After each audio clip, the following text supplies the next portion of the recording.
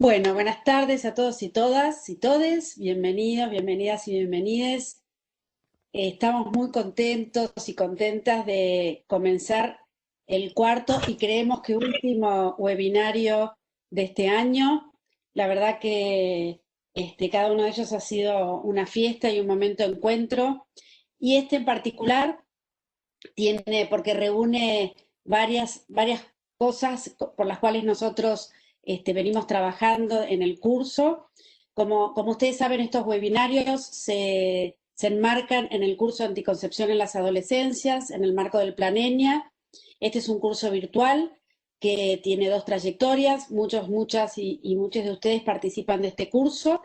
Y en el webinario de hoy vamos a abordar uno de los temas que es tan relevante y tan importante en términos de prevención del embarazo no intencional en la adolescencia, que es pensar sobre las vinculaciones, los afectos y las formas de relacionarse entre géneros, entre adolescentes.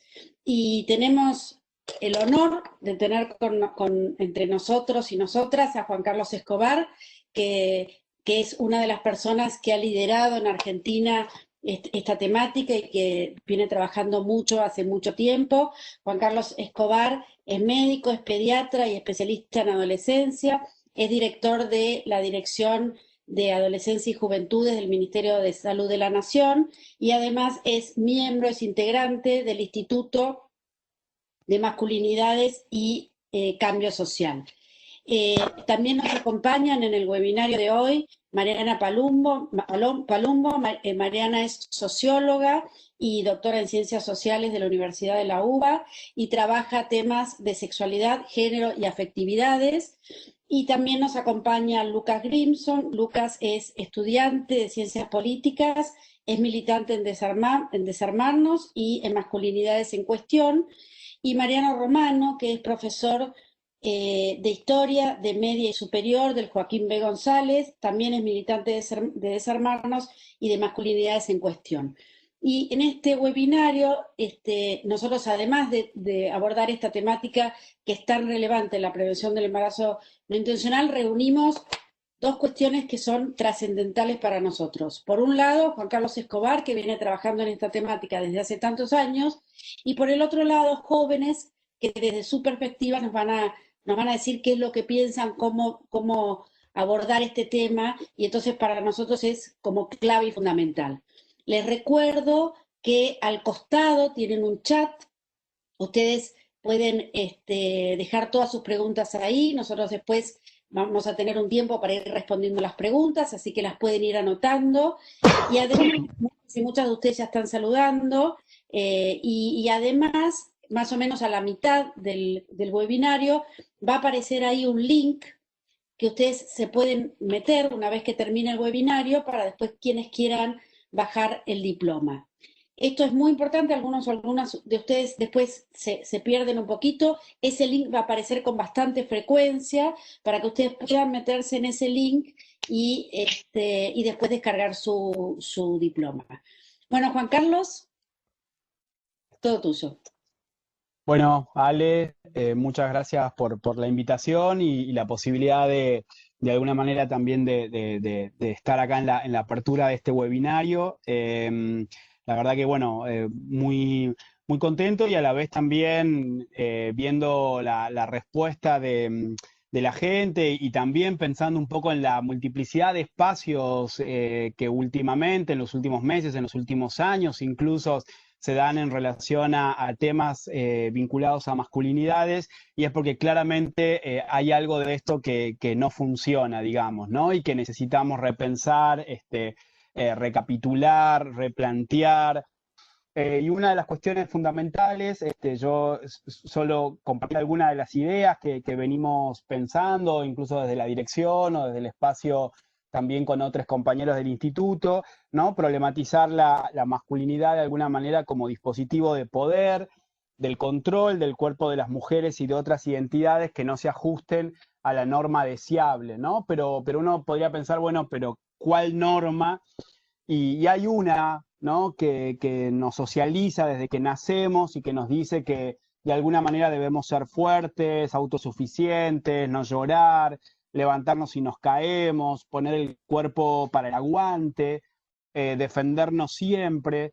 Y como en general no llegamos, ¿no? Y eso genera sentimientos de frustración y de opresión, muchas veces oprimimos a otros para sentir que de alguna manera subimos de jerarquía, ¿no? Y ahí hay también como una cuestión fundamental a pensar en las relaciones intragéneros entre varones, pero también con varones y otras identidades.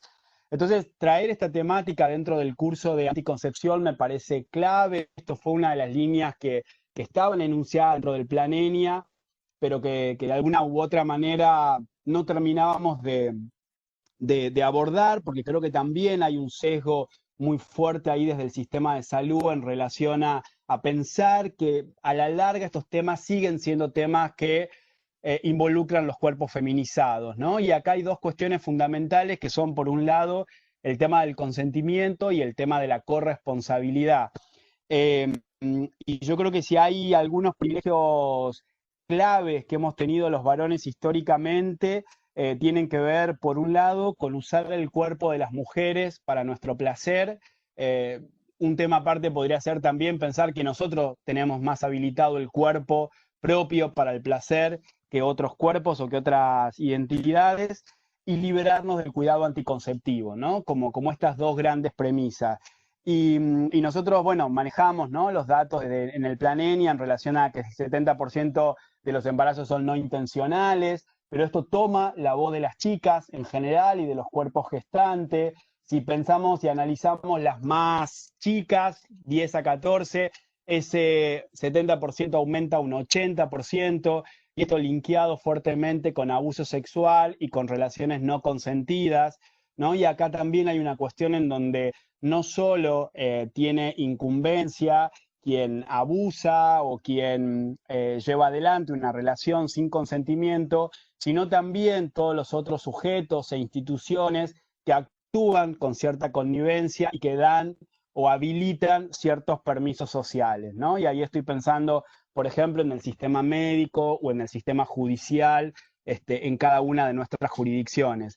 Entonces uno podría ahí plantear algunos temas claves, como es el uso o no uso del preservativo, qué pasa con los discursos de los pibes, de los hombres, de los varones en general, en relación a por qué no quiero usar preservativo, ¿no?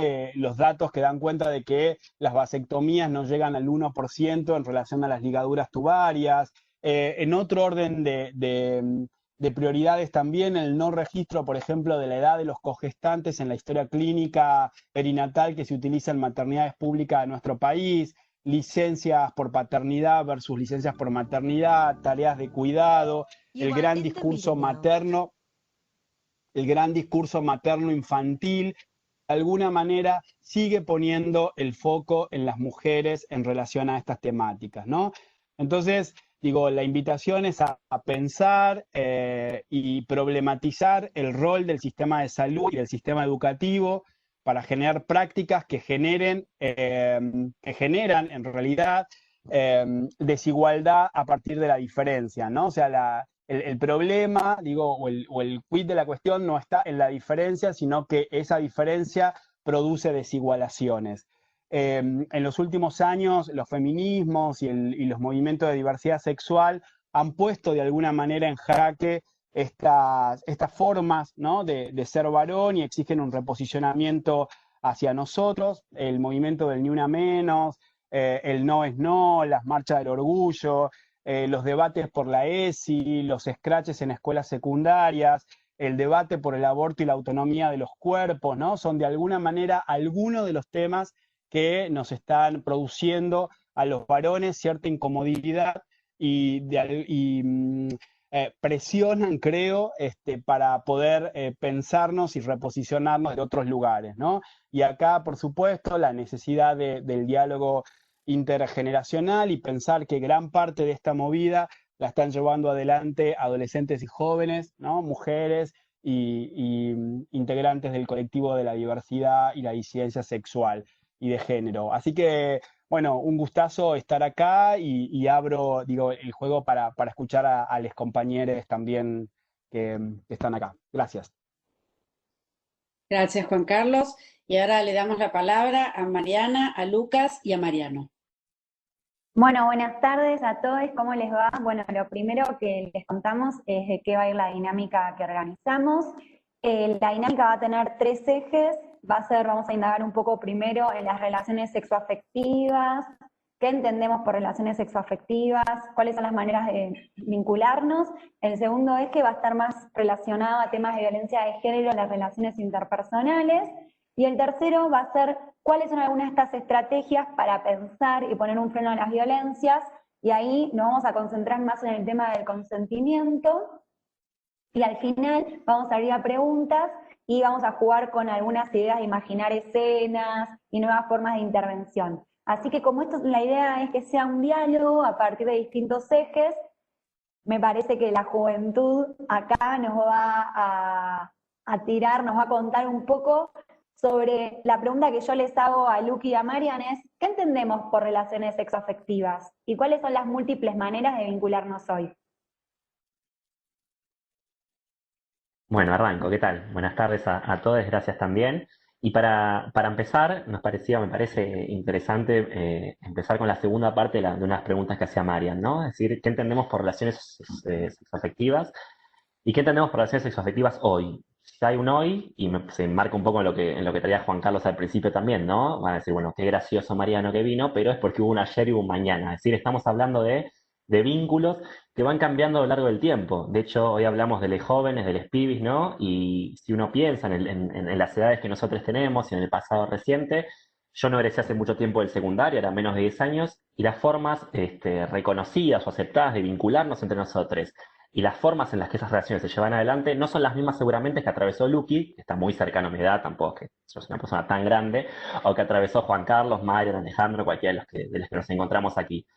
Y eso me parece que es importante para tenerlo en cuenta desde un primer momento. ¿Por qué? Porque estamos hablando de que estamos analizando construcciones que tienen que ver no con la naturaleza, no con algo que sea de manera innata, sino con relaciones sociales, culturales e identitarias que pueden, y nosotros acá me parece que estamos sumando deben, ser discutidas, reflexionadas y deconstruidas con el paso del tiempo. Entonces ahí me parece que hay un punto que enmarca todo lo que nosotros estamos intentando charlar hoy, que obviamente no se acaba ni se agota en este tiempo.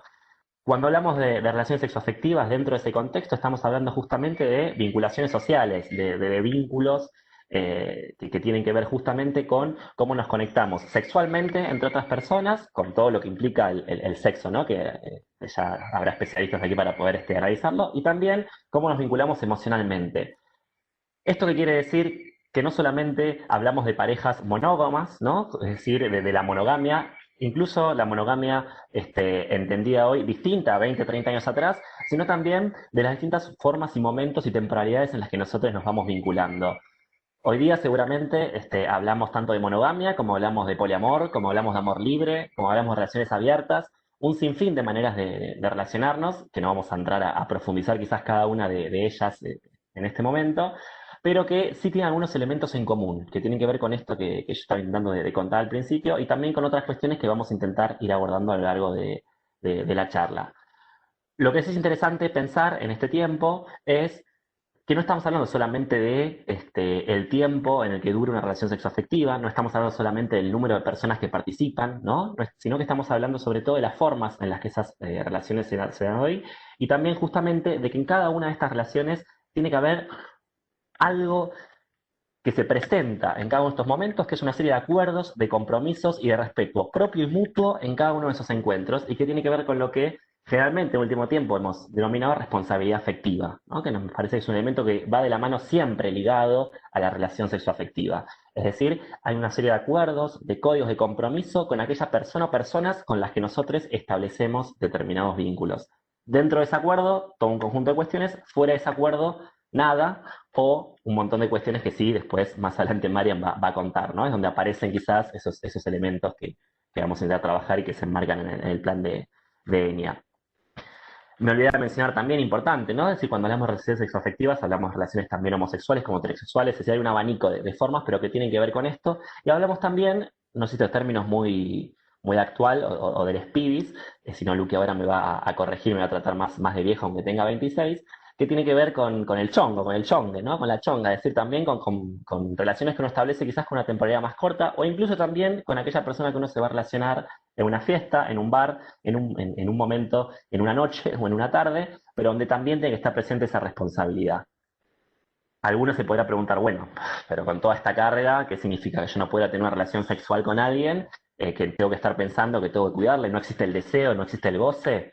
Bueno, no sé si Luqui nos quiere contar un poco sobre eso. ¿Es posible pensar el deseo, el goce y la responsabilidad afectiva en conjunto? Buenísimo, Marian. Bueno, gracias a todos y buenas tardes a todos. Y bueno, retomando un poco con esto que venía trayendo Mariano y que traía Juan Carlos también, digo, creo que es fundamental justamente en todo este abanico, digamos, que planteaba recién Marian, pensar cómo en realidad dentro de todo eso apuntamos a construir relaciones más sanas, digamos, más allá de la durabilidad, más allá de cómo las pensamos. Y ese es nuestro desafío. ¿Por qué ese es nuestro desafío? Por, digamos, también lo que muchas veces vemos que pasa hoy en día en las relaciones, ¿no? Que eso lo vamos a charlar ya en un ratito en el segundo eje. Pero en esto también, digo, retomando, para nosotros es importante pensar cómo una relación, por ejemplo, digamos, puede plantearse, como se plantea muchas veces hoy en día, entre los jóvenes como una relación abierta en términos de vínculos sexoafectivos, pero que eso no quiere decir que sea abierta en términos de cuánto nos abrimos a nuestros deseos, a nuestras ganas, a la comunicación entre nosotros. Y tampoco al revés, digamos. Ahí es que nosotros vemos, digamos, que hay algo muy importante, digamos, en términos del placer, de lo espontáneo también de las relaciones, digamos, y también de lo afectivo para repensar y para reconstruir de otra manera, para desarmar, digamos, muchos de esos conceptos y volver a pensarlos. Ahí muchos hablan, digamos, de una pedagogía del deseo, que es necesario construir y reconstruir. Pero, o sea, ¿por qué pensamos en reconstruir esta pedagogía del deseo? ¿Qué es lo que nos disparó a pensar en esto? Bueno, también retomando por ahí algo que planteaba Juan Carlos al principio, entre los pibes, entre los jóvenes, particularmente en las escuelas secundarias, me parece, en los últimos años se dispararon, se visibilizaron, principalmente porque no es que antes no ocurrieran, muchísimas situaciones de abuso, situaciones de faltas de consentimiento, que muchas veces fueron visibilizadas a través de scratches en redes sociales, que también impactaron en cómo nos vinculábamos entre nosotros en fiestas, por ejemplo, y sobre esto también vamos a hablar en un ratito en otro de los ejes. Pero puntualmente, retomando la cuestión del deseo, nosotros ahí notamos que estas cuestiones muchas veces impactaron, digamos, sobre los jóvenes de alguna manera con un retraimiento en relación al deseo, ¿no? Que también impacta en la masculinidad a la hora de repensarnos entre varones, cuando se dispara todo esto y que genera, digamos, de alguna manera un retraimiento en el deseo, cuando son cuestionadas las formas en las que supuestamente construíamos y buscábamos ese deseo, pero que al mismo tiempo obviamente no solo genera un retraimiento en los varones y no solo genera cuestionamientos sobre el deseo de los varones, sino entre todos nosotros. Y para romper con esas cuestiones y para reconstruir los vínculos de otra manera, para nosotros es fundamental poder romper, digamos, con muchísimos tabúes, con muchísimos mandatos y liberarnos más, digamos, abrirnos más a poder gozar y disfrutar de nuestra sexualidad. Justamente poder abrirnos al goce y encontrar un deseo y también un placer que sean mutuos. Y que al mismo tiempo, digamos, ese placer no surja de exigencias. Muchas veces notamos, digamos, que justamente la masculinidad trae muchísimas exigencias en relación al placer. Esta idea, digamos, que básicamente diría que los varones siempre tenemos ganas de tener sexo, siempre queremos, siempre podemos y siempre estamos en busca de eso, digamos. Y eso también es una exigencia que obviamente impacta en los vínculos, como hay muchísimas otras exigencias y mandatos que vienen de la mano, digamos, con todo lo que es esta construcción social patriarcal, ¿no? Y que es sumamente necesario poder desarmar y también poder cuestionar, abriéndonos, digamos, a la construcción de vínculos sin recetas, por decirlo de alguna manera, ¿no? A poder abrirnos a construir vínculos sin modelos determinados, sino que sean más de una construcción constante y colectiva. Ahí hay una frase de Magdalena Gómez en una nota en LatFem que nos parecía interesante traer, que dice que los conceptos, como las relaciones, son espacios de significaciones disputables, porque justamente, bueno, los construimos constantemente y colectivamente, y ese es fuertemente nuestro desafío. Y en esto de construir colectivamente, muchas veces nos encontramos con que tenemos más claro lo que no queremos en esas relaciones que lo que sí queremos. Y para pensar justamente lo que sí queremos, primero nos parecía importante poder tener en claro, digamos, qué es lo que no, digamos, justamente, digamos, lo que no se reconoce muchas veces, y justamente poder reconocer esas violencias que muchas veces atraviesan a los vínculos. Entonces ahí justamente preguntarle a Mariana, para ya pasar al segundo eje, ¿cómo es que esas violencias, distintos tipos de violencias, atraviesan a los vínculos sexoafectivos? Bueno, muchas gracias, Luqui. Siguiendo con esta pregunta, que esto que se habla tanto, la violencia de género, la violencia contra las mujeres, pensar un poco qué significan estos conceptos y pensar que son batallas que el feminismo, los feminismos han llevado a cabo desde hace mucho tiempo, ¿no? Podemos ver las multitudinarias marchas de Ni Una Menos, que se esparcieron por todo el mundo, los encuentros nacionales de mujeres, las marchas del 8M, el Día Internacional de la Mujer, el 25 de noviembre, que es el Día de la Eliminación de la Violencia contra la Mujer, todo este estallido de hashtag de Ni Una Menos, no nos callamos más, mirá cómo nos ponemos, no es no, con las crisis argentinas, está bueno que pensemos cómo toda esta militancia, todo este activismo vino a cuestionar y a pensar estas nuevas formas de relacionarnos erótica y afectivamente que nos contaron Lucas y Marian, ¿no? Entonces, para empezar mínimamente, como ya deben saber, Argentina tiene una ley, que es la Ley Nacional 26485, que nos da pistas para que ustedes sepan que existe, es una ley que se puede leer de una manera muy sencilla, no tiene nada rebuscado, nos permite pensar esta ley lo que es la violencia contra las mujeres, porque tenemos las violencias basadas en el género o por razones de género o orientación sexual, trascienden a las mujeres, ¿no? A las mujeres cis. Pero también lo que tiene esta ley justamente es que nos habla de la violencia contra las mujeres, que tiene que ver con todas estas conductas, acciones, que se pueden dar en distintos ámbitos de sociabilidad, o sea, que ustedes se imaginen, y que atentan contra la vida, la libertad, la dignidad, la integridad física, psicológica, verbal. Entonces, como vamos viendo a poquito, sale de esta, digamos, de las violencias más cruentas y nos empieza a mostrar todas estas violencias más pequeñas, ¿no? Más sutiles, que a simple vista están tan naturalizadas que no necesariamente las vemos como formas de violencia. Entonces, de ahí podemos pensar dentro de estas violencias lo que son las violencias más de tipo simbólica o psicológicas. Estas violencias simbólicas tienen que ver con todos los estereotipos que se esperan, por ejemplo, de las personas según el género que se les da al nacer, ¿no? Que se les asigna al nacer. Después tenemos todas estas violencias más del orden psicológico, que son estas violencias más verbales, de insultos, pero que bueno, o sea, aparte la ley obviamente estipula estas violencias más cruentas, como es la de tipo física, la sexual, y que no necesariamente en la sexual implica un hecho, por ejemplo, de penetración, sino que puede ser amedrentar a la persona con la posibilidad de, lo mismo en la tipo de violencia física, y después están todas las violencias más económicas y patrimoniales que también están sumamente naturalizadas, ¿no? Porque yo siempre me gusta a mí pensar que cuando una vez mira el INDEC, dice, bueno, a igual trabajo, igual remuneración. Bueno, pero a las mujeres, por ejemplo, ¿cuántas cosas se les pide en esa hora de trabajo a diferencia de la que se le pide en esa hora a los varones, ¿no? ¿Cuánto más se les pide a las mujeres para romper con este techo de cristal que en realidad pareciera que nunca se rompe, aunque como vemos hay cada vez más avances para que eso cambie? Entonces, lo que me parece importante, que ahora vamos a hacer un juego, vamos a trabajar en algo que Juan Carlos ya lo leyó cuando nos presentó el libro hace mucho tiempo, de las escenas. La idea es que trabajemos, le vamos a proponer un juego para que ustedes se lleven, ya vamos llegando a eso, pero que podamos pensar las violencias estas más chiquititas, ¿no? Estas violencias simbólicas, que estas violencias simbólicas son las que nos dicen cómo se ordena el mundo y lo tenemos hipernaturalizado, ¿no? O sea, y que no son necesariamente violencias que quieren ejercer una agresión. O sea, tiene que ver hasta con cosas tan sencillas de pensar que las mujeres cuando entran, no sé, estamos en un aula o estamos en la sala de salud donde estemos, hay que levantar una mesa y la vaya a levantar el varón, digamos, pero en realidad está haciendo como una cosa de cortejo, ¿no? Porque pareciera que la mujer no tiene la capacidad para hacerlo o no hay que molestarla con eso, entonces se juega una cosa que pareciera hasta afectiva en un término positivo, pero que está diciéndonos que es una forma de, de orden del mundo que tiene que ver con costumbres, una ética y una moral dada.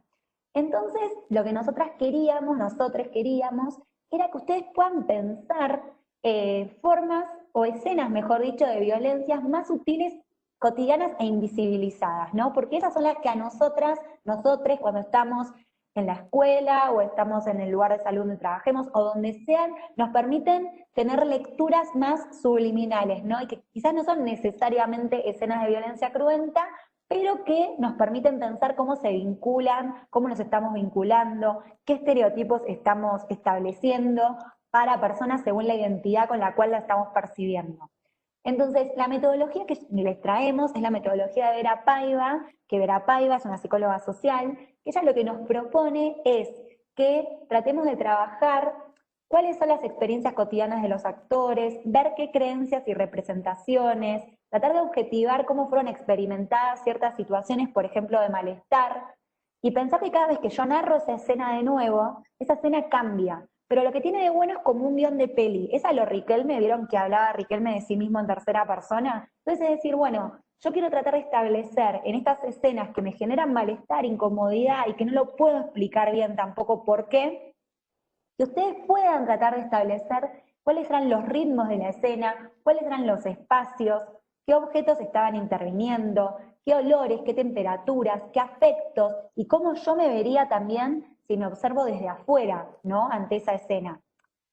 Y lo que nosotros también le queríamos narrar brevemente es una escena con la cual trabajamos en un texto para pensar estas escenas muy chiquititas que suceden, por ejemplo, en las relaciones de noviazgos juveniles, cuando un miembro de la pareja, en estos modelos más de pareja monógama que les decían antes los chicos, no responde un mensaje de la otra persona, y que estas escenas, que quizás son escenas a priori X, digamos, generan escenas de control, celos y control, que son tipos de violencias dentro de las parejas, aún en aquellas parejas más poliamorosas, o con más relaciones abiertas, siempre está el problema esto de los celos y el control, que se filtran en las relaciones y que a su vez, a partir de celar a la otra persona, se restablece ese pacto de fidelidad, ¿no? Entonces yo te celo, vos me demostrás que estás solo conmigo, entonces a partir de esa práctica violenta, yo restablezco esta idea de que yo soy todo para ti y tú eres todo para mí, por ejemplo. Entonces, en este juego le queríamos narrar acá una escena muy corta para que ustedes puedan empezar a jugar, a imaginar, y que quizás cuando sea la ronda de preguntas podamos jugar con algunas de estas escenas también. Entonces, esto es una chica que dice: miércoles de septiembre, 10:30 horas. Emilia está preparándose el mate, fiel compañero de su momento de estudio. Mientras espera que se caliente el agua, envía un WhatsApp a Pablo. Mira por la ventana de la cocina, desde que se ve un radiante sol golpeando contra las ventanas del edificio de enfrente. Apaga la hornalla. Pone el agua en el termo y se va el primer mate mientras relojea su celular. Abre WhatsApp. El doble tilde azul indica que Pablo leyó el mensaje. La respuesta de él no llega habiendo pasado ni 5 minutos. Se lleva el termo a la mesa, se sienta, abre el cuadernillo de fotocopias. Antes de empezar, me fijo si contestó. Piensa. 6 minutos y no hay respuesta. Se ceba otro mate y empieza a estudiar. Bueno, esto es como para que ustedes puedan hacer así como un mini guión y poder pensar qué afectos están pasando ahí, cómo es esa escena, qué me está representando. Por ejemplo, cuando se juega también con la metodología de las escenas en talleres de masculinidades, empieza a parecer que algunos varones dicen, bueno, yo lo que empiezo a sentir cuando me estoy por enojar o estoy por violentar a mi pareja, empiezo a sentir mucho calor y lo que hago inconscientemente es abrir la ventana, ¿no? Entonces hay ciertas cosas muy sutiles que cuando uno se pone a pensarlo más detalladamente y trata de objetivarse, pueden aparecer. Yo creo que sobre esto lo que a mí me gustaría ahora es pensar qué formas, ¿no?, de resistencia podemos pensar ante estas violencias que estuvimos viendo los distintos tipos. Y lo que a mí me gustaría preguntarles, acá para ahora debatir un rato más largo, es ¿qué estrategias, Luqui y Marian, les parece que podemos pensar y compartir acá en grupo para reflexionar y cuestionar y ponerle freno a estas violencias tan chiquititas, pero que reproducimos una y otra vez y de alguna manera cristalizan y permiten que existan violencias más cruentas. Sí, sí, creo que es fundamental, digamos, pensarlo como atravesando todo eso que recién como narraba Mariana y ahí, digamos, lo que podemos ver y poniendo el foco, digamos, en uno de los temas que planteaba hace un ratito Juan Carlos y también retomando un poco lo que venimos hablando, podemos poner el foco en lo que es el tema del consentimiento, que es un tema clave para pensar justamente cómo desarmar, cómo repensar muchísimas de estas cuestiones y cómo también pensarlas de otra manera. Y para entrar en este tema vamos a pasar un videíto muy cortito que dura apenas más de un minuto, que es el consentimiento resumido en muy poco tiempo. Es un video hecho con una idea de otro video por el programa Hablemos de Todo.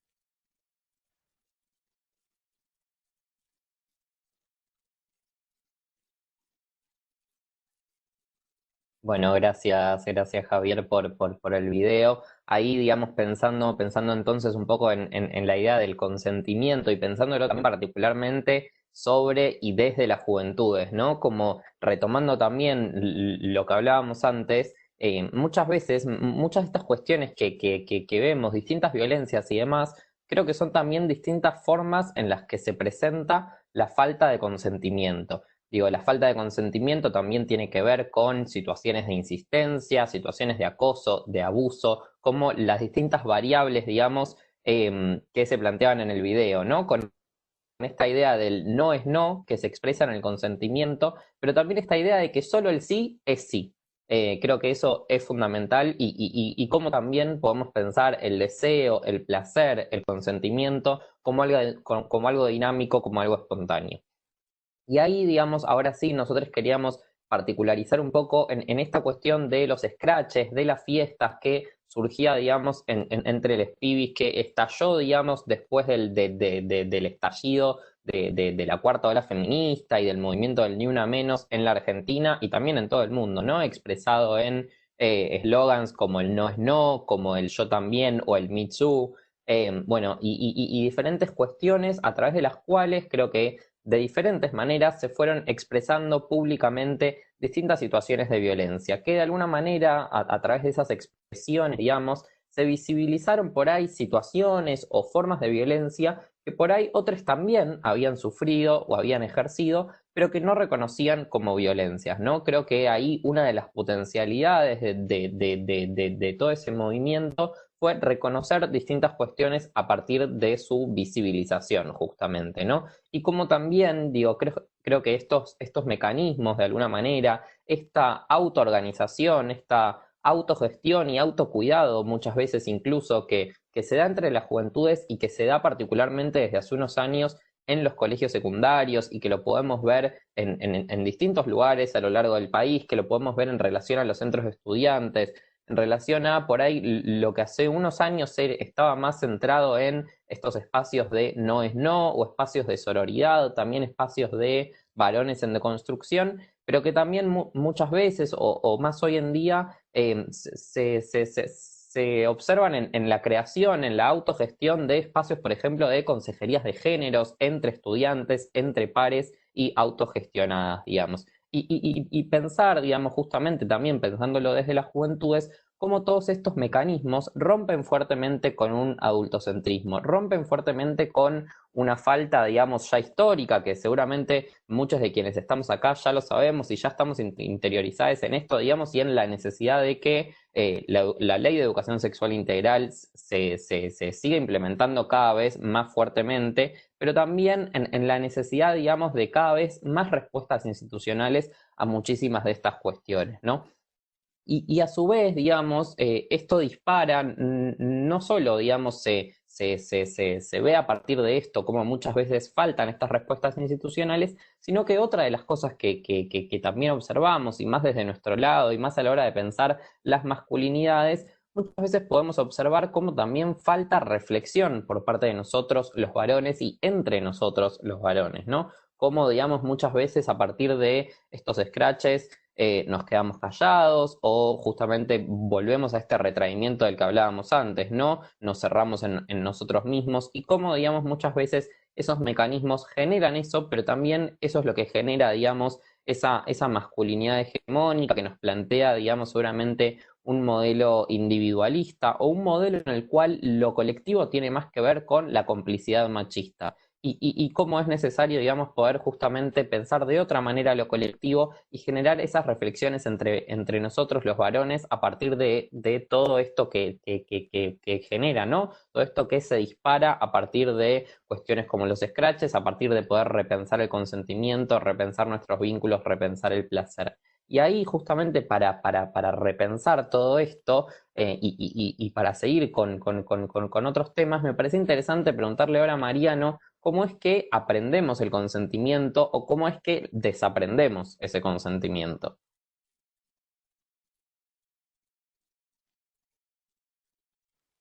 Bueno, interesante todo lo que se viene dialogando. Me parece que hay un punto importante ahí tener en cuenta, ¿no? Que es, por un lado, se debería aprender el consentimiento, ¿no? Que si uno piensa en realidad de qué estamos hablando cuando hablamos de violencia, así que cuando hablamos de consentimiento, lo ideal sería que no, ¿no? Lo ideal sería que estas relaciones puedan ser sanas, como mencionábamos al principio, y con todos los elementos que se venían barajando. Ahora es claro que como mencionábamos y como creo que si no noté mal mencionaba Juan Carlos al principio de la charla también, sabemos nosotros, y los pibes también, y más que nosotros desde la práctica también, que estamos en un sistema, justamente estamos hablando que es patriarcal históricamente, y que justamente lo que establece es que las masculinidades, y sobre todo nosotros, los varones cis, establecemos una relación de opresión y dominación hacia las disidencias y hacia las mujeres, ¿no? Por sobre todas las cosas. Y eso nos obliga entonces justamente sí a ponernos a discutir todo lo que estamos discutiendo hoy y a repensar entonces una serie de vínculos, como estamos diciendo, y de prácticas, producto de que muchas de estas violencias, sobre todo creo que las que comentaba Marian en un momento, estas violencias chiquitas sobre todo, por ahí no tan chiquitas, obedecen muchas veces a procesos culturales y de formación y educación que nosotros tenemos, ¿no? Incorporadas.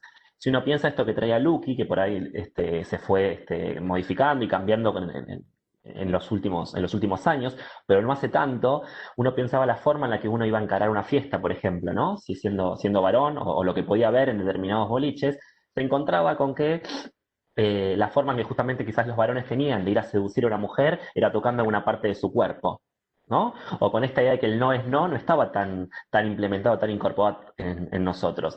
Y muchos de esos scratches que comentaba Lucas, perdón, que fueron saliendo en los últimos años, sobre todo, cuando uno empieza a interiorizarse, lejos de, obviamente, de justificarlos, ¿no? Intentando entender cuál era la violencia que se había ejercido, tenía que ver también, en realidad, cuando lo pensamos, con un conjunto de violencias que ejercían los varones, los adolescentes, que tenían que ver más con una práctica cultural incorporada, ¿no? Con decir, bueno, la forma de ser hombre, de construir esa masculinidad hegemónica, tiene que ver con esa forma de seducir a las mujeres o de seducir a esa pareja que yo quiero buscar de esta forma. E incluso las mismas compañeras, ¿no? Las mismas mujeres tenían y tienen muchas veces incorporadas también esa lógica. Uno cuando desde el aula, ¿no? Ha recibido quizás algunas anécdotas o con familiares, hermanas. Yo me he sorprendido muchas veces escuchando amigas en centros de debate cuando surgió toda esta cuestión de los scratches, ¿no? Y lo traigo para hacer algo más coloquial.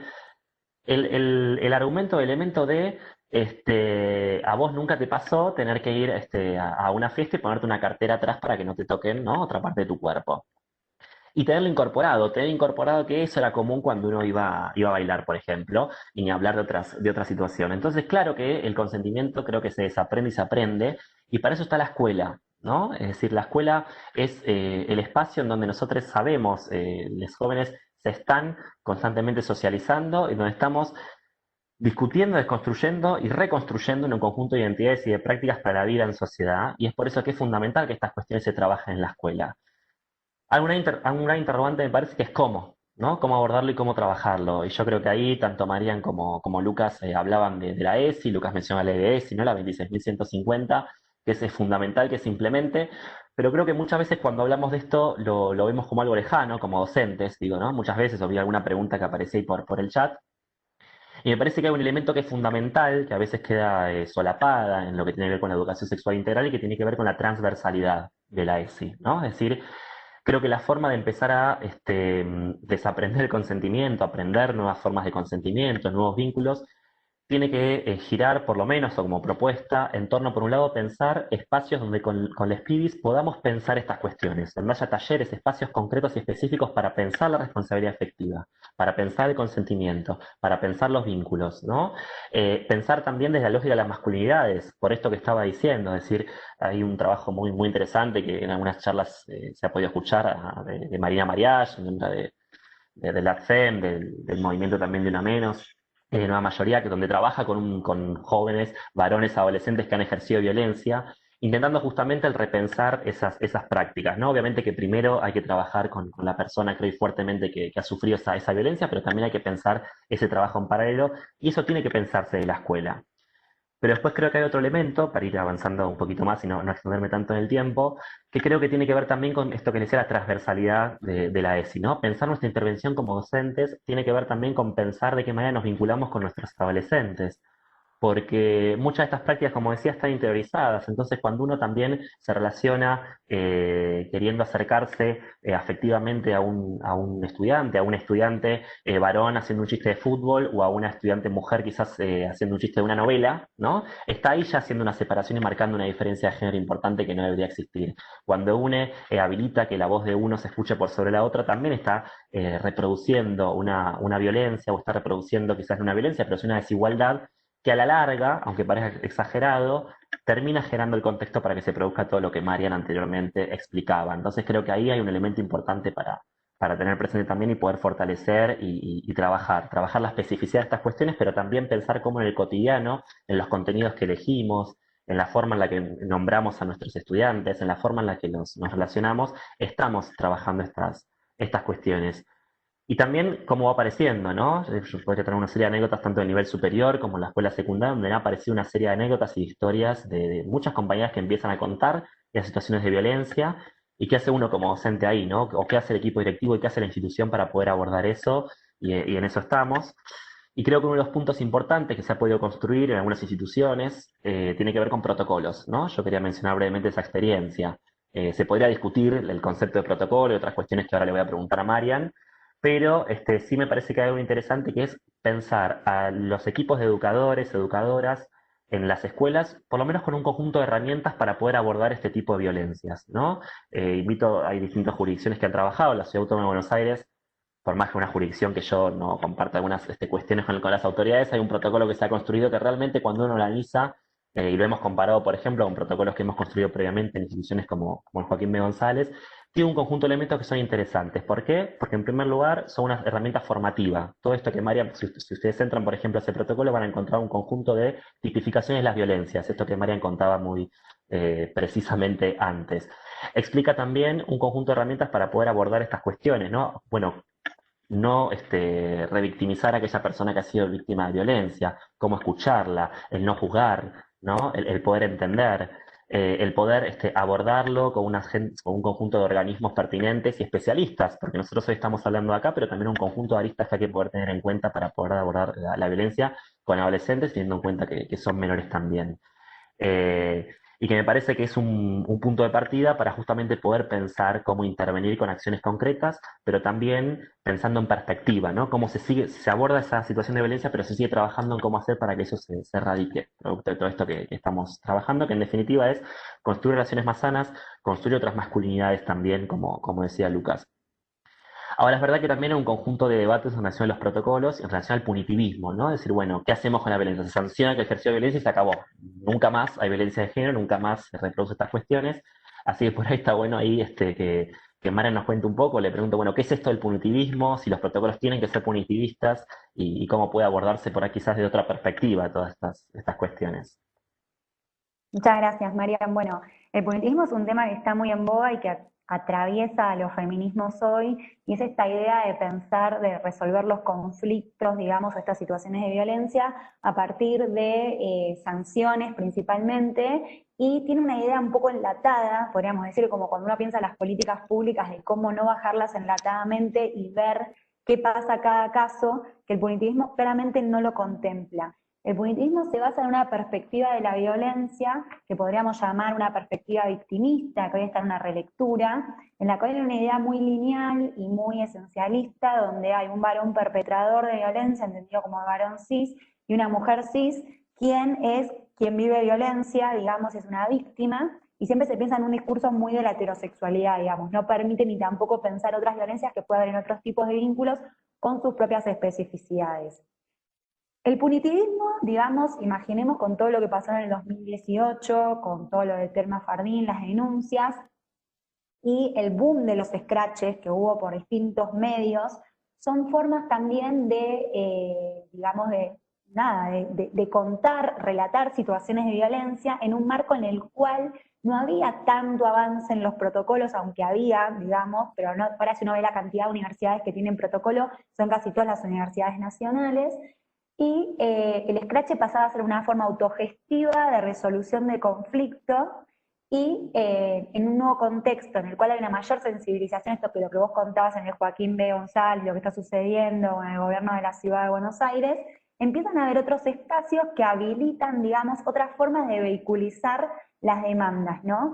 Y que se vuelve a lo mismo. El punto es pensar protocolos o pensar normativas o pensar experiencias que básicamente resuelvan así el conflicto diciendo, este es perpetrador, esta es víctima, o realmente vamos a volver a lo que hablaba Luqui antes, y vos también, de pensar leyes de educación sexual integral, no pensar nuevas formas de vincularnos, pensar que bueno, que hay que tomar el guante y pensar que el trabajo con las masculinidades es un trabajo arduo, y que estas situaciones de violencia no se van a terminar solo punitivizando o generando lo que ahora está muy en boga, este término gringo que se extendió por todos lados, que es la política de la cancelación, ¿no?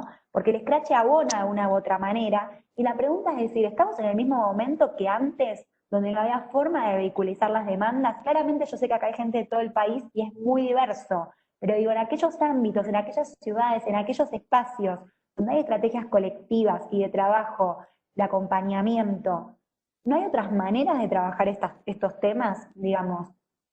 O la idea acá es tampoco no caer en una lógica revanchista, o sea, no lo digo en un sentido negativo, digo que el feminismo siempre está imaginando nuevas formas de intervención y que el feminismo es un movimiento emancipatorio. Entonces me parece interesante que pensemos esto como algo que va a emancipar a la sociedad y que no tenemos que generar una cosa esencialista, porque es lo que está sucediendo. Por ejemplo, ahora todo el feminismo trans excluyente, que está muy en boga en Buenos Aires, tiene una idea muy biológica y de separación de quiénes son los sujetos feministas y quiénes no.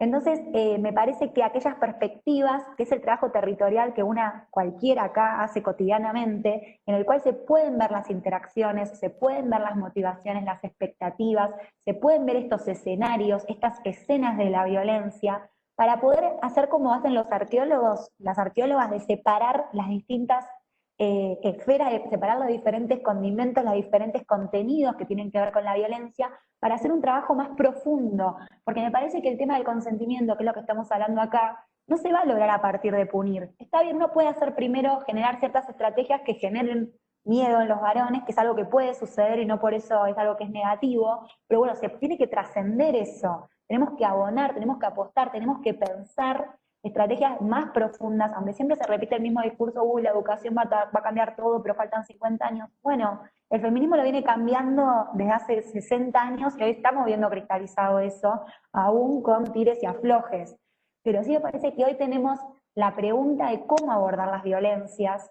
Ya sabemos, ahora ya sabemos que las violencias son un problema, que podemos pensar lo afectivo, es un momento en el cual podemos replantearnos cómo queremos querer, qué masculinidades se desean, cuáles son deseables, cuáles no, cómo nos queremos posicionar las feminidades en general, o las disidencias, cómo nos queremos posicionar en este nuevo ámbito, toda la lucha que hubo, pero me parece que ahí no tenemos que caer con esto con las herramientas del amo, digamos, ¿no? No hay que volver a lo punitivo, que a partir de lo legal, de la sanción, como único medio de resolución de conflicto. Y también volviendo un poquito a lo que decíamos antes, pensar las distintas violencias, porque para cada violencia, para cada escena, tiene que haber diferentes formas de intervención. Porque si hacemos enlatados, si queremos soluciones rápidas, muy capitalistas, ¿no? Y muy productivistas, está bien, podés generar ciertas cuestiones, ciertas, digamos, sanciones ejemplificadoras, si querés, pero eso no va a resolver el tema de la violencia, porque si no, imagínense que con un montón de marcos legales y un montón de sanciones no tendría que existir más la violencia. Y pensemos lo que está pasando en el mundo. Pensemos el backlash, también las resistencias masculinas ante el avance. No es que acá uno pasa como una topadora y ya, sino que del otro lado el poder se arranca, se podría decir, no es que se cede tan fácilmente.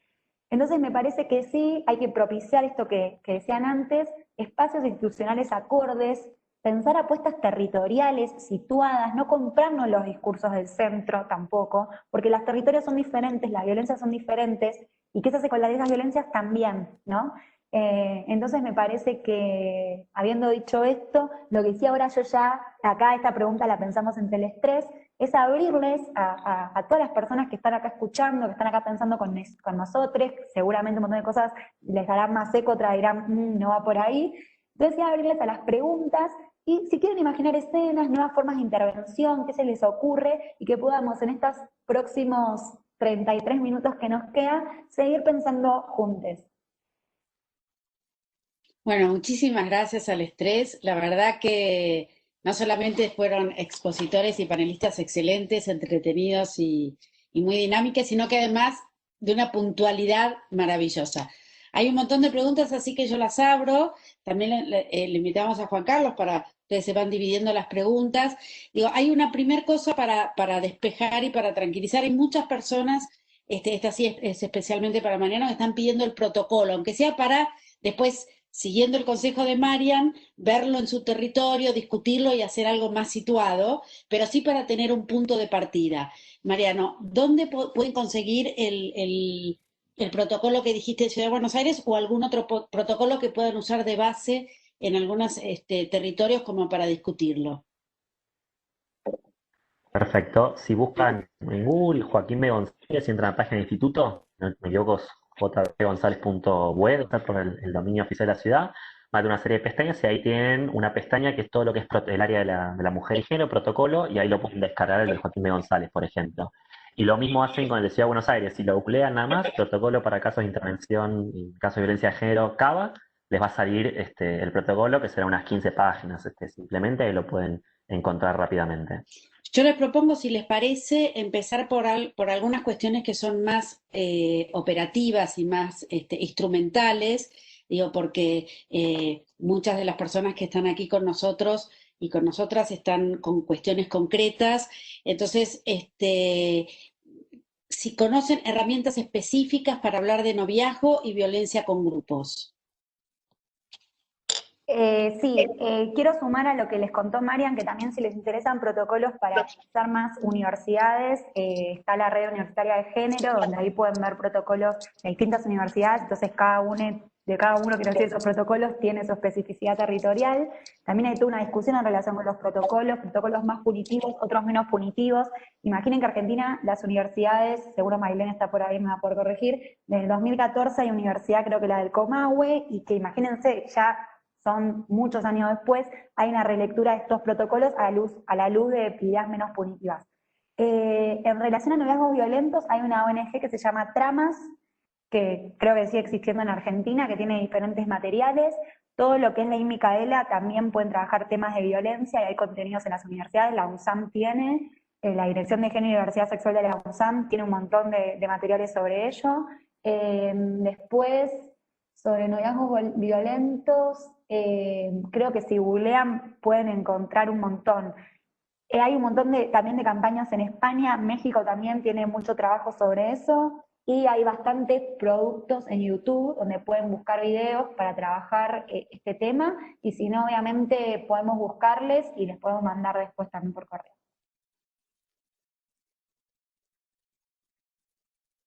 Perdón, si me permiten también ahí hay una, dentro de YouTube, una serie de videos elaborados por Caja de Herramientas, se llama así, los pueden buscar de esa manera y también son súper didácticos para trabajar cuestiones de feminismo, géneros, masculinidades y violencias, así que está bueno también para tenerlo, además de lo que les dijo Mariana. Juan Carlos, aprovecho que estás aquí para hacerte una pregunta que dice, en caso de detectar en el consultorio una situación de violencia de cualquier índole, ¿a dónde debería dirigir al adolescente para recibir ayuda? Y aprovecho para preguntarte, porque, digo, suponiendo que lo detectamos, pero sabemos que la mayoría de las violencias son encubiertas si no lo preguntamos directamente. ¿Cuál es la recomendación en un ámbito de una consulta médica para poder detectar o cuáles son algunos síntomas? Después podemos hacer otro webinario un poco más específico, pero me gustaría si pudieras dar como algunos tips para colaborar en la detección temprana, abrir el diálogo y orientar un acompañamiento. Bueno, no sé si hay tips así como tal o como recetas, ¿no? Planteando un poco lo que decía Mariana en relación a que las violencias son múltiples y hay como de distintos impactos. No es lo mismo darnos cuenta de una situación de violencia física dentro del consultorio o una situación de una situación de violencia sexual, como poder tener algunas cuestiones que den cuenta, por ejemplo, de relaciones con celos, de control, ¿no? En este sentido, digamos, como más psicológica, si se quiere, digamos. Yo creo que ahí una de las cuestiones, y por lo menos quienes trabajamos en atención con adolescentes, lo que planteamos siempre es la necesidad de generar un vínculo de confianza dentro de la consulta. La verdad es que es muy difícil que en una primera consulta se explicite una situación de violencia si es que no se pauta o no se siente, digo, una situación de confianza previa, digamos, ¿no? Salvo que sea una situación de emergencia, digo, entonces en este sentido también, digo, va a salir como más frecuentemente. Entonces, una de esas es esto, me parece, habilitar algunas cuestiones a través, digo, de la entrevista o del encuentro con los pibes en relación, por ejemplo, a plantear situaciones sexoafectivas en la pareja, poder generar preguntas lo más abiertas posibles, que no den por supuestas respuestas que nosotros creemos, ¿no? En relación, por ejemplo, a la heterosexualidad de adolescentes. Y lo otro que me parece importante es ver precisamente ante la situación de violencia, si es que nosotros podemos evaluar cierta gravedad de la misma, es que muchas veces las personas que sufren violencia se encuentran en un ámbito en donde están bastante solas, digo, porque en general cuando la violencia va aumentando en escala, lo que se produce es que esa mujer o esa persona que está sufriendo violencia vaya perdiendo su núcleo de confianza. Entonces, no es tan sencillo muchas veces hacer una denuncia o decirle, bueno, podés llamar al 144, ¿no? Que es el número, digamos, para los casos, por ejemplo, de violencia de género, en donde también hay diferentes números de WhatsApp y que funcionan en todo el país, pero esto claramente no siempre, está tan habilitado o tan facilitado para hacerlo desde un consultorio, ¿no? Ahí una de las cuestiones, creo, es poder tener como un recursero y poder evaluar de alguna manera la gravedad de esa situación y ver, por ejemplo, los sistemas locales de protección de derechos, si es que creemos que es necesario algún tipo de apoyo en ese sentido, digamos, ¿no? Gracias, Juan Carlos. Me parece que acá hay dos o tres cosas que son claves: estar atentos y atentas, construir un buen vínculo, ver la forma de vinculación y también nosotros y nosotras armar las redes como para proteger, porque tampoco eso es algo que podamos abordar desde ningún ámbito en soledad, digo, sino que debemos responderlo entre todos. Hay otra pregunta también para todos los panelistas que dice: ¿cómo crear o construir una mirada crítica en los adolescentes hacia los medios audiovisuales que fomentan y reproducen todo tipo de violencias?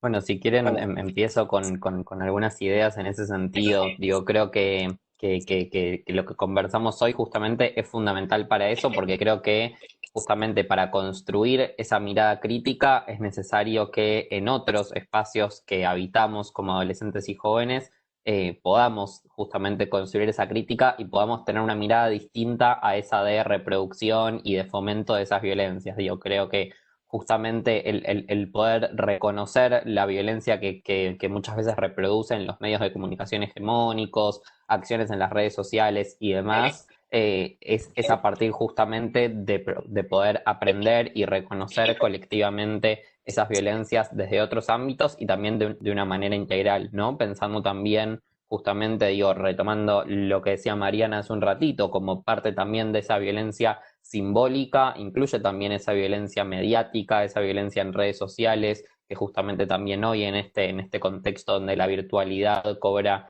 ese nivel de importancia, también es necesario trabajar e ir incluyendo, digamos, todas esas perspectivas que creo que tienen que ver con profundizar el desarrollo de la educación sexual integral y de todo lo que tiene que ver con estas temáticas. Gracias, Lucas. Acá hay una pregunta que creo que hablaron bastante sobre este tema, pero de todas maneras, a ver si le pueden dar una vuelta de rosca, que dice: ¿cuál es el origen de la violencia? ¿Hay forma de evitarla mediante formación temprana o evitando, por ejemplo, videojuegos donde hace apología a la violencia desde temprana edad?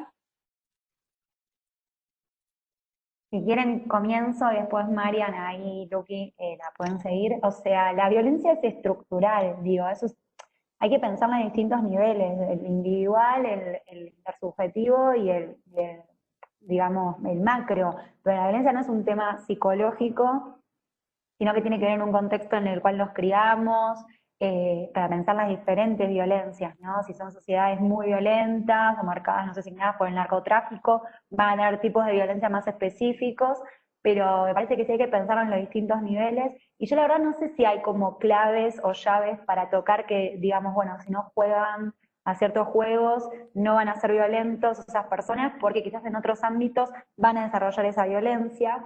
Entonces me parece que, no me acuerdo bien la pregunta total porque era bastante amplia, que está muy buena esa pregunta, pero bueno, el punto es esto, ¿no? Como aprender y desaprender, y no solo a nivel colectivo, sino también a nivel subjetivo, siempre pensando en el individuo y el espacio más colectivo, estas prácticas de violencia que vamos internalizando todos, ¿no? Porque también pensando un poco que no es que la violencia es atributo necesariamente de los varones cis, sino que las personas, diferentes personas, se van adecuando o no a esos preceptos de masculinidad hegemónica, para decirlo de alguna manera, y nos vamos ubicando sobre eso, y que también hay un montón de violencias que viven los varones por ser varones, que quizás no tienen que ver con estos temas que estamos trabajando acá, pero bueno, por ejemplo en México sucede un montón eso por el tema del narcotráfico.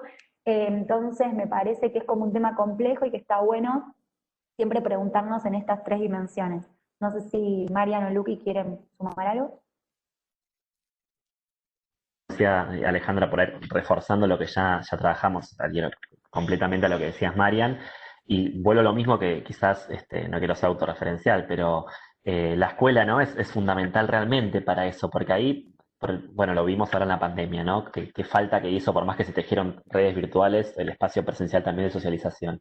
Pero ese espacio donde podemos deconstruir eso, y por ahí leí algunas respuestas, no sé muy bien, abrí el chat de Webex, pido disculpas, pero cosas que van apareciendo, una medio de tesis de Hobbes, que uno nace violento, pero además, o violente, pero después sí también esto de que las jornadas son breves, ¿no? Y nos sirven por ahí para poder trabajar. Bueno, justamente creo que un punto es, como decía Marian también, desde la normativa, creo que se bajó mucha legislación y también se ha abordado, incluso en jurisdicciones, bueno, en ciertas jurisdicciones más complejas, pero muchísimas jurisdicciones que son más reacias a trabajar unas cuestiones, también hay, por una cuestión de formas y de normativa nacional, la jornada de sí, ¿no? Para trabajar unas cuestiones. Creo que un punto es llenar de contenido nosotros de eso, ¿no? Poder plantear este tema, llevarlo a esa jornada y que no sea solamente hablar de salud reproductiva, por ejemplo, que es importante, pero que tenemos que trabajarlo. Y después, esto que hablamos de la transversalidad, creo que hay algo que tiene que ver con, a ver si lo puedo decir de otra manera también, con la forma en la que damos clase los docentes, lo llevo un poco a mi área, después si Luis quiere complementar desde su lugar,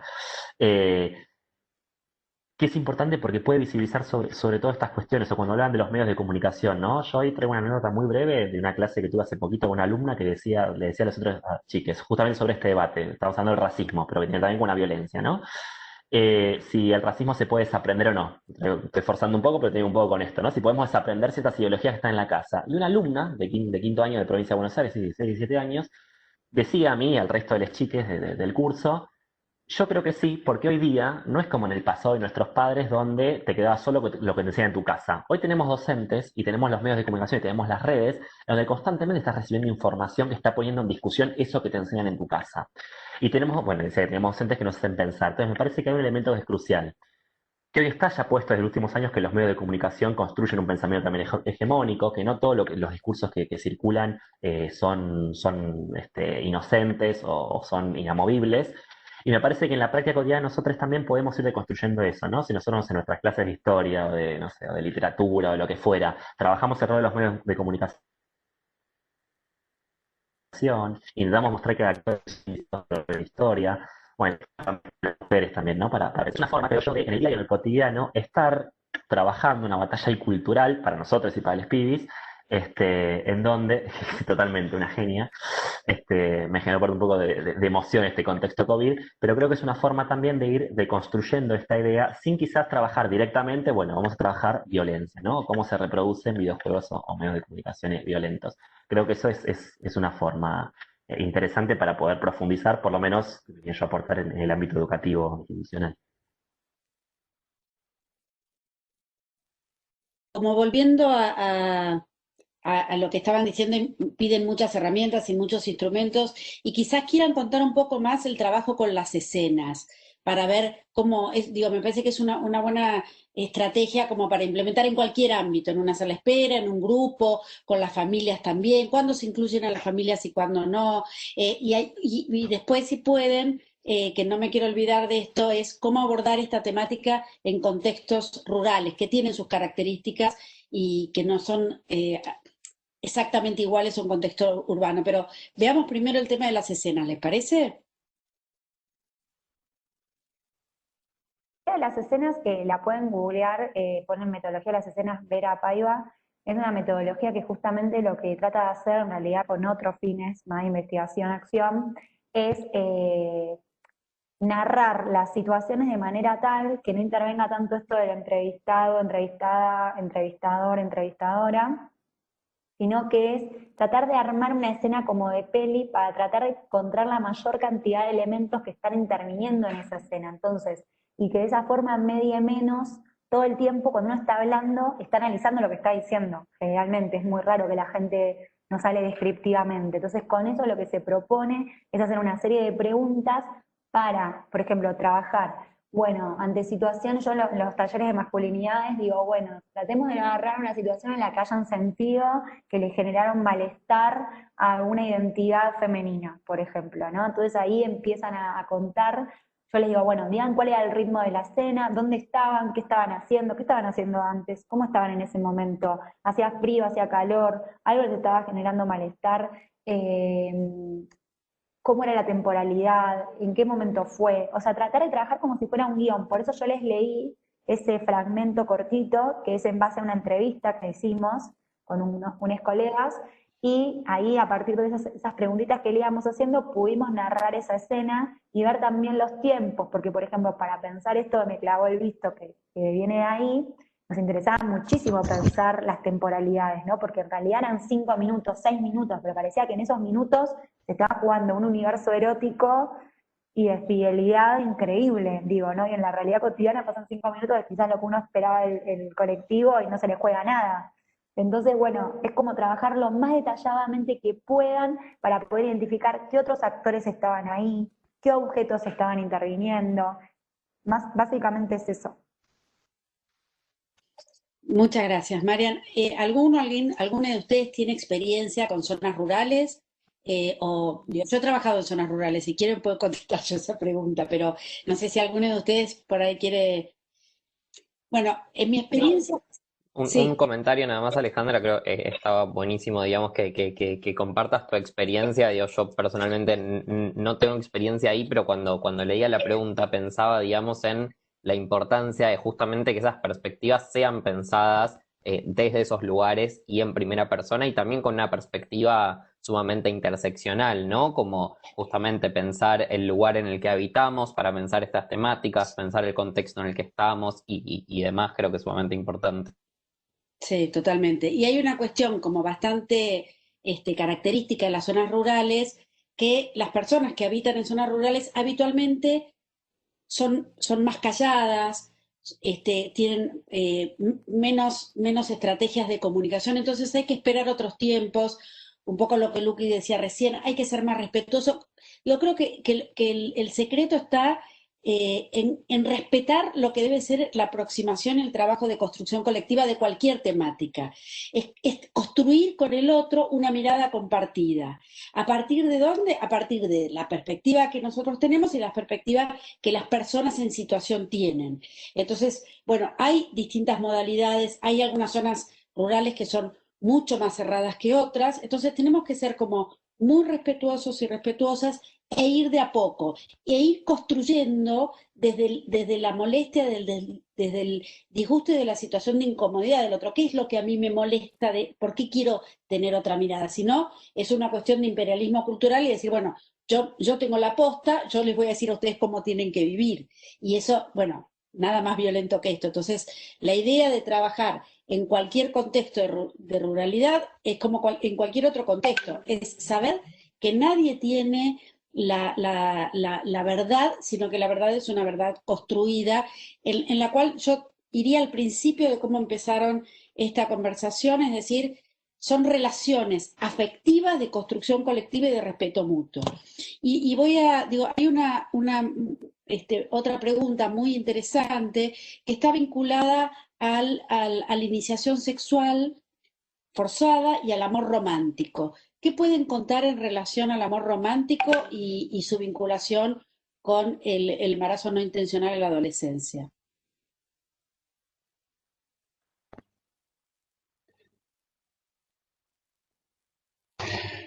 Digamos, yo creo que hay una cuestión fundamental es precisamente todo este relato relacionado, primero, la cuestión de la heteronormatividad, digamos, ¿no? Como la posibilidad, digamos, de relacionamiento es entre mujeres cis y varones cis, y ahí todo lo que tiene que ver también con cierto aprendizaje que lo hemos aprendido a través de películas, a través de historia, los cuentos de niños y demás, en donde las mujeres de alguna manera están esperando, digamos, digamos, un varón que tiene como ciertas características, ¿no? Y esto ha sido también como un mandato sumamente diferencial para varones y para mujeres en relación al inicio de relaciones sexuales. En muchos lugares todavía hoy la virginidad, ¿no? Sigue siendo, digo, estamos hablando por ahí también de contextos rurales o de otras comunidades, digo, en donde hay ahí alguna cuestión relacionada como de cierto valor puesto en esa cuestión corporal, mientras que en los varones, cuanto antes se inicien sexualmente, digo, esto tiene como una mayor premisa, ¿no? Todavía hasta el día de hoy siguen habiendo algunos discursos encontrados en relación a que si un pibe sale con varias chicas es un ganador, una chica que sale con varios pibes es una puta, digamos, ¿no? Entonces, eso algo de alguna manera tiene que ver con cierto ejercicio de la sexualidad. Hay algunas investigaciones que ya tienen sus años, digamos, que dan cuenta que, por ejemplo, en el inicio de relaciones sexuales, muchas de las chicas refieren que el 70% de los casos, por ejemplo, la decisión fue tomada por parte de los varones, digamos, ¿no? Y estas cuestiones también, digo, que plantearon los chicos en el discurso en relación al consentimiento, esta cuestión del no es no, y ciertos relatos que por ahí también circulan entre los varones, que es cuando una chica te dice que no, en realidad te está diciendo que sí, y si vos presionás un poquitito más, va a terminar accediendo, digamos, ¿no? Entonces ahí también como una cuestión que se pone en juego en relación al inicio de relaciones sexuales. Y esto también se aprende y es algo que se transmite, digo, generacionalmente. Entonces creo que ahí hay algo que, digo, que se puede cortar y se puede de alguna manera desaprender. Gracias, Juan Carlos. No sé si algún panelista quiere agregar algo más sobre este tema, porque también tenemos varias preguntas más, pero por ahí alguien quiere profundizar un poquito más. Bueno, entonces voy con la otra pregunta. La voy a leer completa.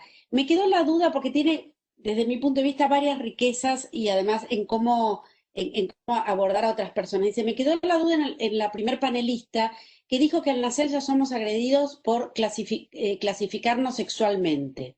¿Yo debo sentirme agredida porque nací con sexo femenino y porque de chica me decían niña? Y por el otro lado, siento que hice todo mal con mis hijos, ya que les he enseñado a respetar a las mujeres y a cortejarlas, atenderlas, cuidarlas. Y hoy se dijo que si los hombres actúan así, le hacen sentir inútil al sexo opuesto. ¿Podrían, por favor, aclarar un poco más sobre este tema? No, o sea, lo que yo dije es que cuando las personas nacen se les asigna un género, ¿no? Y en esto pensando en lo que decía Juan Carlos, que es heteronormativa la sociedad, entonces, por ejemplo, transicionar conlleva un montón de violencias estructurales porque no es algo que está permitido, hay un montón de discriminación en esas transiciones, ¿no? Entonces, es como que el sistema médico de alguna forma y la sociedad nos está diciendo que por haber nacido con una cierta genitalidad hay un cierto destino sobre eso, ¿no? Entonces desde ahí uno puede pensar que es como una violencia constitutiva en un sentido de decir que hay como una esencialización de los sujetos desde ahí. En relación con el cortejo, o sea, justamente lo que yo decía es que como está basado en estereotipos, expectativas, representaciones, no implica una agresividad, o sea, al revés, yo estaba diciendo que mucho de eso tiene que ver con algún cortejo en un término positivo, de respeto hacia las mujeres, como dice la persona que nos hace la pregunta, pero que también hay que repensar un poco lo simbólico, el orden de lo simbólico es el orden de qué manera se estructura lo que se espera, por ejemplo, como a ver cómo lo puedo bajar esto de lo simbólicamente, qué expectativas, qué roles de género existen sobre nosotros, entonces sobre eso se espera que un varón actúe de una determinada manera. Eso tiene que ver quizás un montón con el respeto, seguramente, pero quizás ese varón no tiene ganas de dejarla pasar primero a la mujer, pero lo tiene que hacer porque si no pareciera que es un mal varón que no respeta a las mujeres, ¿no? Entonces digo, si uno quiere pensar en sociedades un poco más igualitarias, en las cuales hay respeto, la igualdad tiene que ver un montón con el respeto, pero romper un poco más esta idea de qué estereotipos de género tenemos que tener para ser buenos varones o buenas mujeres. Creo que va por ahí la respuesta y no sé si alguien quiere seguir completándola. Una cosita nada más, igual creo que estaba muy, muy claro. Esto es un elemento que aparece o me ha pasado en distintos talleres de masculinidades que fuimos abordando, ya sea en instituciones o nosotros con Lucas en Desarmarnos, donde con algunos compañeros cuando esto empezaba a discutirse planteaban la idea de la caballerosidad, ¿no? Bueno, pero yo no es que soy machirulo, para hablar con términos claros, sino que soy caballero porque me educaron de esa manera. Primero que está bueno esto, reiterar lo que dijimos, sí, por eso estamos hablando de construir, ¿no? Porque hablamos de, sí, obviamente una sociedad que nos educó de determinada manera. Y donde es interesante ahí el intercambiar, el discutir, bueno, ¿qué implica la caballerosidad, no? ¿Por qué uno es caballero? O sea, uno está dejando pasar esto que decía Marian, ¿no? Porque quiere o aunque quiera. Yo dejo pasar también a varones cis primero al colectivo o le dejo tomar el ascensor primero, o lo hago porque en realidad, por más que no lo reproduzca, de esa manera, ¿no? Se vincula, me parece, un poco con esos micromachismos de los que se ha instalado tanto, se me fuera el nombre del antropólogo, pues por ahí Lucas o María me pueden ayudar. Bonino. Luis Bonino. Gracias, Bonino. Este, pero que tiene que ver un poco con eso también, ¿no? En realidad, la matriz cultural de esas prácticas supuestamente de caballerosidad vienen a reforzar un sistema de desigualdad, más que en realidad darse una práctica de respeto mutuo. El problema no es si le dejo pasar, obviamente, primero no a la mujer en el colectivo. El problema es qué está por detrás de eso. Entonces, me parece que eso es lo que estamos poniendo en discusión y Ujú. trabajando ahora. Hay dos videitos recomiendo nada más uno es medio no, 100% repudiable, que circuló hace poco, creo que un albañil, no me acuerdo de qué ciudad, ¿no? Que se grabó y empezó a decir yo, no, yo en realidad te cuido, no quiero que vengas a levantar bolsas, te quiero cuidando en mi casa. Bueno, me parece que es muy representativo de qué hablamos cuando hablamos de lo negativo, ¿no? De ese tipo de educación para el varón. Y algunos diálogos también entre Maena Pichot y señorita Bimbo, que se hizo como podcast y han circulado esto de, si a mí me invita un café, que me pague el café, si que el problema no es si me paga el café. Estoy abriendo quizás otros interrogantes, pero me parece que tiene que ver un poco con esto, ¿no? Lo que se está discutiendo es otra matriz cultural que a la larga y simbólicamente está reforzando esa desigualdad que va a llevar a la violencia de las que hablábamos anteriormente. La última, y pido que seamos muy breves, pero hay varias preguntas en relación a la denuncia legal. ¿Cuándo se debe hacer una denuncia legal? No sé quién quiere contestarla porque hay varias preguntas de este tipo y me parece que no podemos irnos sin contestarla.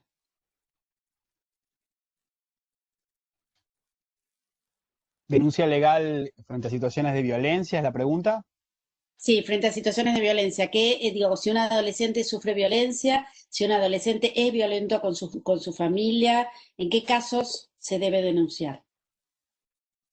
O sea, yo creo que si nosotros como equipos de salud, equipos de educación, que estamos ahí como en contacto con adolescentes y encontramos alguna situación en donde creemos que se está vulnerando un derecho o que está en riesgo ese adolescente, tenemos que hacer la comunicación. No sé si una denuncia legal, pero sí por lo menos la comunicación al sistema local de protección de derechos para poder de alguna manera proteger a ese pibe o a esa piba si es que creemos que está en riesgo, ¿no? Siempre y cuando también teniendo en cuenta el consentimiento de ese adolescente. Digo, esto como en cualquier otra situación, nada más que en este caso por ahí puede primar cierta cuestión de urgencia, digamos, ¿no? Pero creo que, digo, de vuelta, la cuestión del diálogo, el consentimiento con el adolescente y la comunicación al sistema de protección. Yo creo que siempre que creamos que haya un riesgo, digamos, ¿no?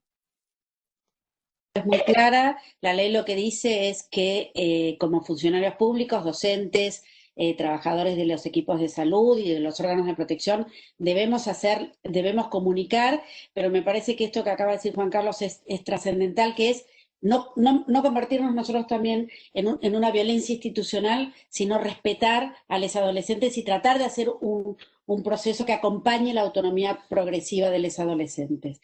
Así que, bueno, cerramos en honor a los panelistas que fueron tan puntuales a tiempo. La verdad que este ha sido un lujo. No sé cómo se sintieron los participantes y los panelistas. Para nosotros fue un momento, bueno, empezamos siendo una fiesta y fue un lujo este webinario, no solamente por lo iluminador y por la cantidad de temas que han aclarado y que se han tocado, sino además por la buena onda y lo agradable que ha sido.